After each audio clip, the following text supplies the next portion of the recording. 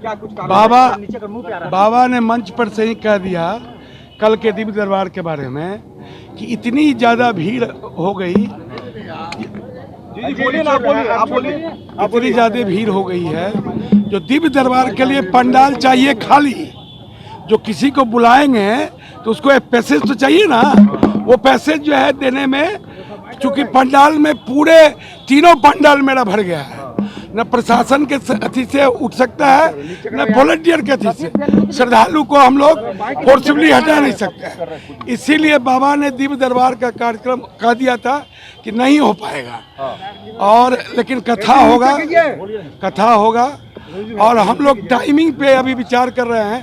चूँकि अंधेरा हो जाता है तो बड़ा क्योस हो जाता है, तो हम लोग सोचेंगे टाइमिंग पहले हो, कथा प्रारंभ हो, जो सूर्यास्त होते होते कथा खत्म हो जाए। दरबार में जो है उसमें अत्यधिक भीड़ है, कैंसिल जो है उसी वास्ते अभी किया गया है, और शाम में भी लोगों से आग्रह किया गया है कि कम संख्या में कथा पंडाल में पहुंचे। ऐसा कोई नहीं है कि कथा कैंसिल उमड़ी थी वहाँ पर 10 से 15 लाख उमड़ गए थे। दिव्य दरबार को कैंसिल माना जाए, दिव्य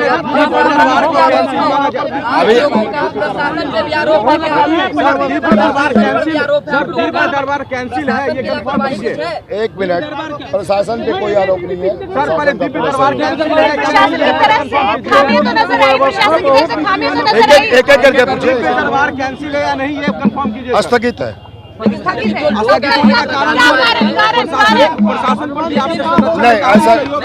ऐसा कुछ भी नहीं है। आपके संरक्षण अभी कुछ देर पहले कहा कि ये जो है प्रशासन का सहयोग नहीं मिल पाएगा, जिस कारण से ये भी एक प्रशासन का अपना लिमिटेशन है, वो अपने लिमिट के हिसाब से सहयोग कर मात्रा में आ गई थी और नियंत्रित हो रहा था, लोग परेशान हो रहे थे। बाबा ने कहा हम बिहार के लोगों के कल्याण के लिए आए हैं, और इसी सोच के तहत उन्होंने बीच में ही कथा को स्थगित करने का काम किया है। कथा चलता रहेगा लगातार, और मैं समझता हूं कि कल का जो दिव्य दरबार है वो स्थगित हो गया है। जो जिला प्रशासन को चाहिए अधिक से अधिक मात्रा में वहाँ शासन प्रशासन को व्यवस्थित करना, फोर्स देना। हमको लगता है कि जितना लोग आए उसको व्यवस्थित करने के लिए पर्याप्त मात्रा में पुलिस बल नहीं था, व्यवस्था नहीं था, जिसकी वजह से चूक सिर्फ प्रशासन की है कि आयोजकों की भी है? कौन चूक जो है, आयोजक ने कहा कि इतने आदमी आएगा, शासन व्यवस्था आप करिए।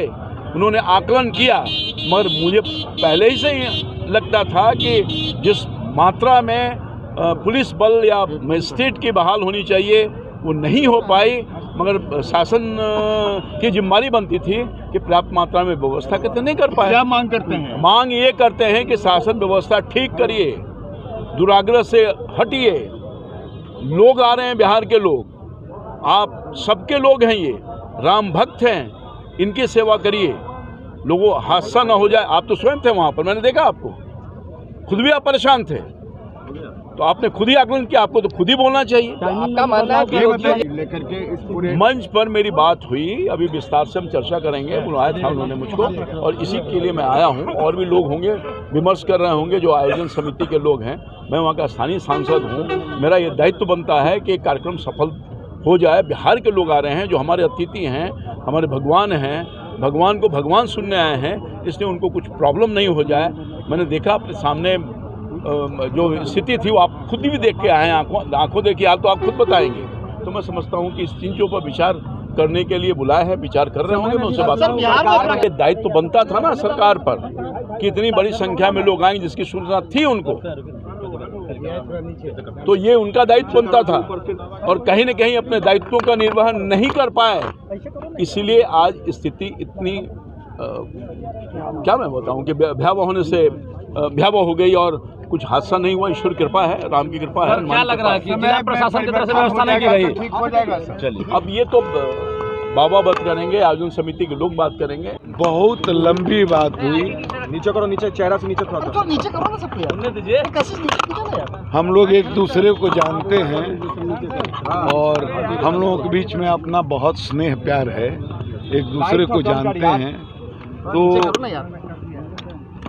धर्म के बारे में और सामाजिक मूल्यों के बारे में, परंपराओं के बारे में, देश के बारे में, राष्ट्र के बारे में, संस्कृति के बारे में जनता के चेतना में उत्कर्ष कैसे आए, राष्ट्र जो है विश्व गुरु कैसे बने, ये सब सामान्य बातें हुई, बिल्कुल व्यवहारिक और सामान्य निजी बात। वहाँ प्रशासन की व्यवस्था को लेकर आपसे बात हुई? हाँ, वो कहा उन्होंने कहा, अपने प्रतिनिधि को भी कहा कि मेरी तरफ से प्रशासन को धन्यवाद दीजिए। यहाँ की पुलिस बहुत अच्छा काम कर रही है और वो पूरी तरह से इससे संतुष्ट है। आयोजक समिति के जो नहीं, वो जो है वो नहीं मिला, रामकृपाल यादव सांसद है, वो कह रहे हैं कि सहयोग नहीं मिला। वो मैं नहीं जानता हूँ, लेकिन महाराज जी ने ऐसी कोई प्रशासन के खिलाफ कोई शिकायत नहीं की। महाराज जी ने अपने प्रतिनिधि को जो प्रेस कॉन्फ्रेंस करने आ रहे थे उनको भी कहा, जाकर के मेरी तरफ से प्रशासन को धन्यवाद दीजिए और जितना संभव हो सकता है उतना प्रशासन मेरे लिए कर रही है। लापरवाही देखिए, ये मुझे नहीं